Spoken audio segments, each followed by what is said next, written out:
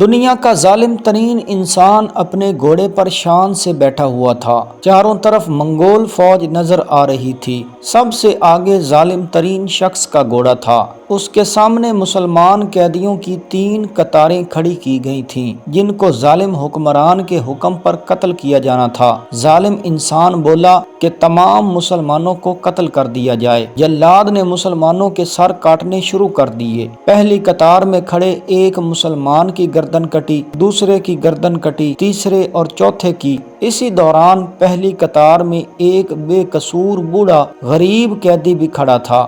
وہ موت کے ڈر کی وجہ سے دوسری قطار میں چلا گیا۔ پہلی قطار میں کھڑے تمام مسلمانوں کو قتل کر دیا گیا۔ ظالم کی نظریں اس بوڑھے پر تھیں جو موت کے خوف سے پہلی قطار کو چھوڑ کر دوسری قطار میں چلا گیا تھا۔ وہ ظالم حکمران لوگوں کے قتل کا منظر دیکھ کر خوش ہو رہا تھا۔ جلادوں نے دوسری قطار پر تلوار کے وار شروع کر دیے۔ گردنیں پھر کٹنے لگیں۔ جلاد تلوار چلا رہے تھے اور خون کے فوارے اچھل اچھل کر زمین پر گر رہے تھے۔ بوڑھے بابا نے جب دیکھا کہ دوسری صف کے لوگوں کی گردنیں کٹ رہی ہیں اور بہت جلد اس کی باری بھی آنے والی ہے تو وہ بھاگ کر تیسری قطار میں کھڑا ہو گیا۔ جابر حکمران کی نظریں اب بھی بوڑھے پر جمی ہوئی تھیں۔ اب وہ تیسری قطار جو آخری ہے وہاں چلا گیا۔ ظالم حکمران نے سوچا بوڑھا اب کہاں جائے گا؟ بوڑھے کو اس کی تلوار سے کون بچا سکتا ہے؟ وحشی نے سوچا میں نے لاکھوں انسان مار دیے تو یہ کب تک بچے گا؟ تیسری قطار میں جلادوں کی تلوار بجلی بن کر گر رہی تھی۔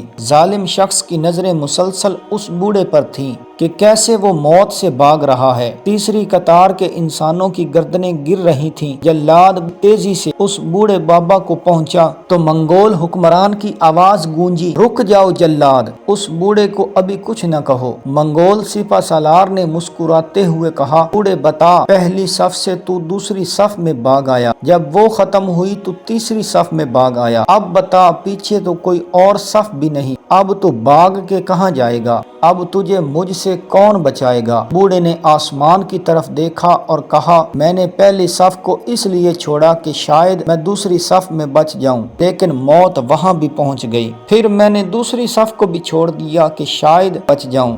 ظالم نے گرز کو ہاتھ میں اچھالتے ہوئے کہا، بوڑھے تو میری تلوار سے نہیں بچ سکتا۔ بوڑھے مسلمان نے کہا، اللہ کی ذات جو چاہے وہ کر سکتی ہے، اور اگر وہ چاہے تو مجھے تجھ سے بچا سکتا ہے۔ ظالم نے کہا، تیرا اللہ کیسے تجھے مجھ سے بچا سکتا ہے؟ ظالم کا یہ کہنا ہی تھا کہ اچانک اس کے ہاتھ سے گرز گر پڑا۔ اس نے گھوڑے کے اوپر بیٹھے بیٹھے گرے ہوئے گرز کو اٹھانے کے لیے خود کو جھکایا تو ایک پاؤں رکاب سے نکلا اور وہ اپنے گھوڑے سے نیچے آ پڑا، جبکہ اس کا دوسرا پاؤں رکاب ہی میں پھنس گیا تھا۔ اس کے بعد گھوڑا اتنا ڈر گیا کہ بھاگ نکلا۔ اس نے خود کو بچانے کی بڑی کوشش کی۔ اب اس کا لشکر بھی حرکت میں آ چکا تھا، لیکن گھوڑا اتنا طاقتور تھا کہ کسی کے قابو میں نہ آیا۔ گھوڑا ظالم کو پتھروں میں گھسیٹ گھسیٹ کر بھاگتا رہا، یہاں تک کہ اس کا سر پتھروں سے پٹخ پٹخ کر لہو لہان ہو گیا اور وہ ہلاک ہو گیا۔ ظالم انسان کا فوجی لشکر بوڑھے بزرگ سے اتنا خوف زدہ ہوا کہ اسے چھوڑ کر بھاگ نکلا، جبکہ بوڑھا بڑے آرام و سکون سے اپنے گھر کی طرف چل پڑا۔ دوستو، وہ ظالم انسان جس کی میں نے یہ آپ کو کہانی سنائی ہے، اس کا نام ہلاکو خان تھا۔ جی ہاں، ہلاکو خان وہی انسان جس نے لاکھوں انسانوں کو زندہ جلا دیا تھا، لیکن جب اللہ تبارک و تعالیٰ کی پکڑ میں آیا تو اس طرح اس کی عبرت ناک موت ہوئی کہ رہتی دنیا کے لیے ایک مثال بن گیا۔